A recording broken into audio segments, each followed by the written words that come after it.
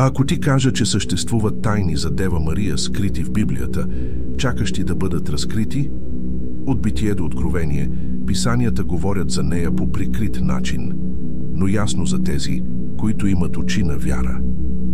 Днес ще откриеш 7-те велики тайни на Мария, разкрити в Божието Слово, от новата Ева до жената, облечена в слънце.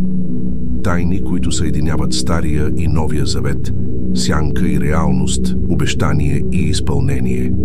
Ако тази библейска тайна вече те изненада, абонирай се за канала и остани с мен до край, защото последната тайна е най-разкриващата от всички. В Едемската градина всичко изглеждало загубено. Адам и Ева бяха паднали, змията сякаш бе победила, а човечеството потъваше в тъмнината на греха. Но именно в този момент на поражение се появява първото обещание. Бог се обръща към змията и обявява: ще поставя вражда между теб и жената, между твоето потомство и нейното потомство. То ще ти смаже главата, а ти ще го ужилиш в петата. Тези думи, известни като протоевангелието, са първият лъч, светлина сред мрака. Това не е само наказание, а пророчество. Една таинствена жена щеше да се появи в историята. От нея щеше да се роди потомъкът, който ще донесе окончателната победа над злото. Векове по-късно църквата разпозна в тази жена образа на Мария, тази избрана от вечността, за да бъде майка на Изкупителя. Тази, която със своето послушание щеше да смаже главата на древната змия. И ето подробността, която мнозина пренебрегват. Битката срещу злото започна не с армии или царе, а с обещанието за майка. Ева беше наречена майка на всички живи. Но нейният избор да не послуша Бога отвори вратата за смъртта да влезе в света. С един единствен жест на недоверие тя донесе падение, болка и разделение на цялото човечество. Затова още от ранните векове отците на църквата виждаха мистериозен паралел. Ако смъртта влезе чрез една жена, чрез жена щеше да дойде и животът. И така, в тишината на Назарет, друга жена се изправи. Докато Ева каза не на Бога, Мария отговори: ето рабинята, Господня нека ми бъде според думата ти. Там, където Ева протегна ръка към забранения плод, Мария предложи отробата си за плода на вечния живот. Там, където първата донесе осъждане, втората донесе спасение. Първите християни обобщаваха тази тайна с една могъща фраза: смъртта дойде чрез Ева, животът дойде чрез Мария. И ето откровението. Цялото човечество се нуждаеше от нова жена, за да започне отново. И тази жена беше Мария. В Стария Завет нищо не беше по-свято за Израил от ковчега на Завета. В него се пазеха каменните плочи на закона, манната от пустинята и жезълът на Аарон, знак на свещенството. Това беше мястото, където славата Божия се явяваше. Толкова свято, че никой не можеше да го докосне и да остане жив. Но мистериозно ковчегът изчезна от историята. И в продължение на векове Божият народ се питаше: къде е ковчегът? Отговорът дойде неочаквано. В утробата на Мария Бог не постави символи, а самата реалност. Тя носеше в себе си живото слово, по-могъщо от плочите на закона. Пази истинския хляб, слязал от небето, много по-голям от манната. Донесе на света вечния първосвещеник, не представен чрез жезъл, а жив в плът и кръв. Затова Мария е наречена от християните ковчегът на Новия Завет. Не изработен от злато, а изпълнен с благодат. Не носещ камъни, а носещ в себе си самия Божи син. И ето скритата подробност. В Откровението Йоан вижда ковчега на завета на небето и веднага описва жена, облечена в слънце. Ковчегът не е изчезнал. Той се разкри в Мария. В писанията на пророците се появява една мистериозна фигура – дъщерята на Сион. Софоний, Захария и други обявяваха: радвай се, дъще Сионова, Господ е посред тебе. За Израил това изразяване беше като загадка. Някои го виждаха само като метафора за избрания народ. Но имаше нещо по-дълбоко. Едно обещание, което чакаше да се изпълни. Векове по-късно, в един скромен дом в Назарет, ангел Гавриил се явява на една млада девица и повтаря същите думи: радвай се, Господ е с тебе. Това, което пророците бяха възвестили на дъщерята на Сион, се изпълнява напълно в Мария. Тя е живото жилище на Бога. Храмът, не построен от човешки ръце, а приготвен от вечността. В нейната смиреност древното обещание става реалност. Господ живее сред народа си. И ето тайната. Дъщерята на Сион не беше само метафора. Тя беше пророческо предсказание за Мария, избраната да донесе на света Спасителя. По времето на съдиите, когато Израил беше потиснат, се изправи Девора, пророчица и съдия. Тя не само наставляваше, но вдъхновяваше войните да се доверят на Бога. Нейната смелост донесе победа, когато всички се чувстваха победени. Векове по-късно друга жена изненада Израил – Юдит. Възприемана като слаба, тя влезе сама в лагера на врага и с вяра и мъдрост победи Олуферн, военачалника, който заплашваше да унищожи народа Мипраи. Юдит не разчиташе на човешко оръжие, а на Божията сила. Нейната победа донесе освобождение и надежда. Тези жени показват, че Бог винаги е използвал невероятното, за да извърши невъзможното. Но всички те бяха само сенки на една по-велика реалност. В Назарет Мария се изправя пред още по-страшен враг – греха. Тя не вдига меч, не крои планове. Тя само казва: «Нека ми бъде според думата ти». И с този прост жест отваря вратите на спасението. Там, където Девора укрепи войните и Юдит освободи един град, Мария чрез вярата си поддържа победата, която обхвана цялото човечество. И ето тайната – това, което Девора и Юдит извършиха за един миг. Мария изпълни за вечността. По време на изгнанието, една млада еврейка на име Естир беше избрана за царица на Персия. Когато нейният народ беше в опасност от изтребление, Естир взе смело решение. Тя влезе в присъствието на царя, без да бъде повикана. Акт, който можеше да й коства живота. Със смелост и вяра тя застана между трона и народа. Нейната молба донесе милост и благодарение на застъпничеството й Израил беше спасен. Векове по-късно щеше да се изправи друга царица. Мария, смирената от Назарет, беше увенчана в небето като царица не само на един народ, а на цялото творение. Както Естир влезе в земния дворец, така и Мария стои неуморно пред вечния престол, застъпвайки се за своите чеда. Ако Естир спаси народа от смъртна присъда, Мария измолва вечен живот за всеки от нас. Нейното царство не е само титла, а мисия – да се застъпва пред царя на царете за доброто на човечеството. И ето откровението.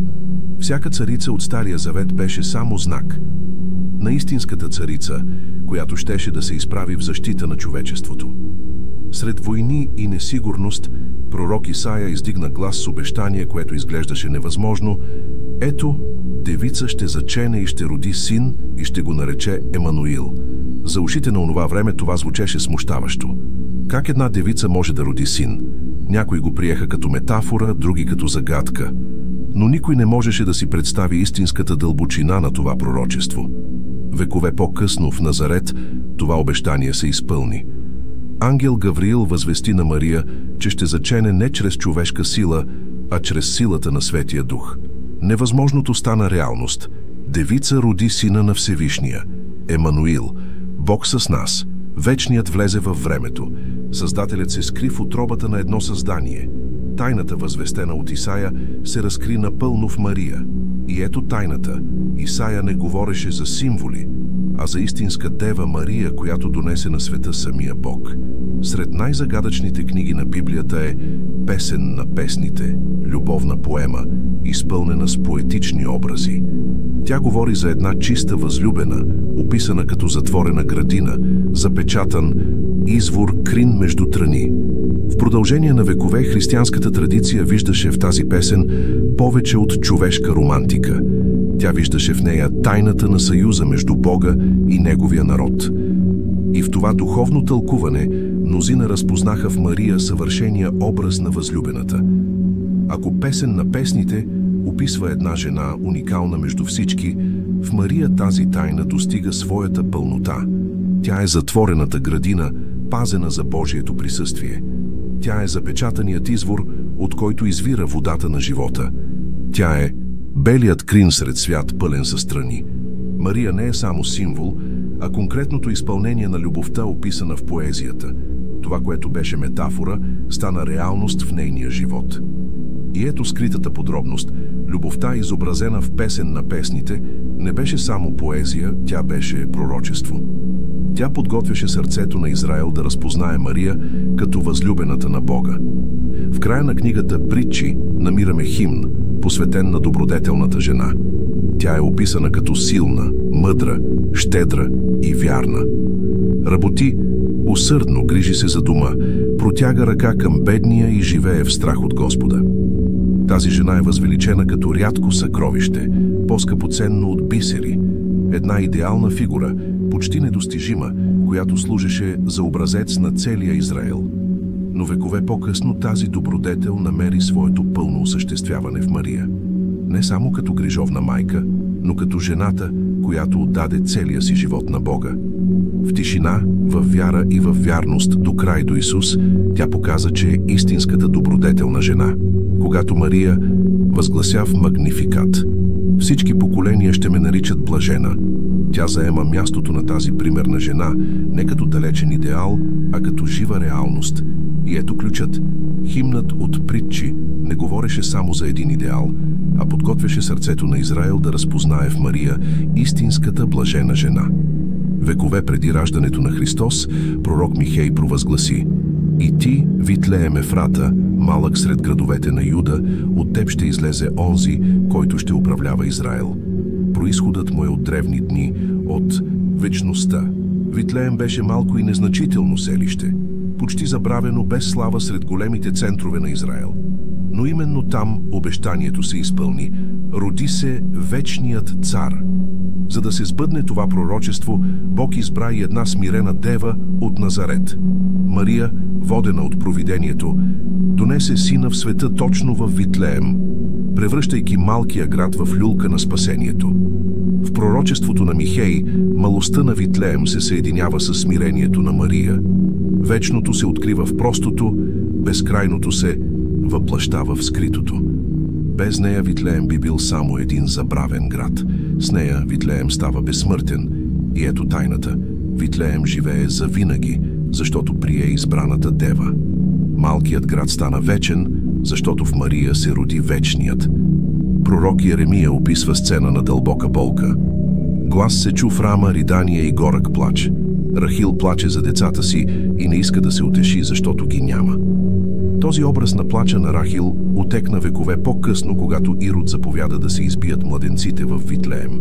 Майките, които изгубиха децата си, преживяха отново древния плач, а болката на народа придоби нов смисъл. Но имаше и друга майка, която също плачеше. Мария, която държеше в ръцете си младенеца Исус, заплашен от насилието на света. По-късно, в подножието на кръста, нейното майчино сърце щеше да се отвори в сълзи не само за сина, но и за цялото наранено човечество. Както Рахил представляваше плача на Израел, така Мария стана майката, която плаче за болките на човечеството. Но за разлика от Рахил, нейната болка не завършва в отчаяние, а в надежда, защото Мария вярва в възкресението. И ето тайната. Сълзите на Рахил бяха сянка, но сълзите на Мария са обещание. Обещание, че в края болката ще се преобрази в живот. В последната книга на Библията апостол Йоан описва впечатляващо видение. И се яви на небето голямо знамение. Жена, облечена със слънцето, с луната под нозете си и с венец от 12 звезди на главата си. Тази мистериозна жена не е изолиран образ. Тя събира в себе си всички предишни. Новата Ева, която побеждава змията. Ковчегът на завета, който носи Божието присъствие. Дъщерята на Сион, която се радва. Царицата застъпница, която моли за народа. За мнозина тази жена представлява самата църква. Но още от първите векове църквата я разпознава и в Мария. Преславната майка, увенчана на небесата, която донесе сина на света и остава до него във вечната победа. Сякаш цялата история на спасението се събира в този момент. Това, което започна в Едем с обещанието, завършва в Откровение с коронясването на жената, облечена със слънце. И ето откровението. От Битие до Откровение цялата Библия винаги е говорила за нея. Мария не е детайл.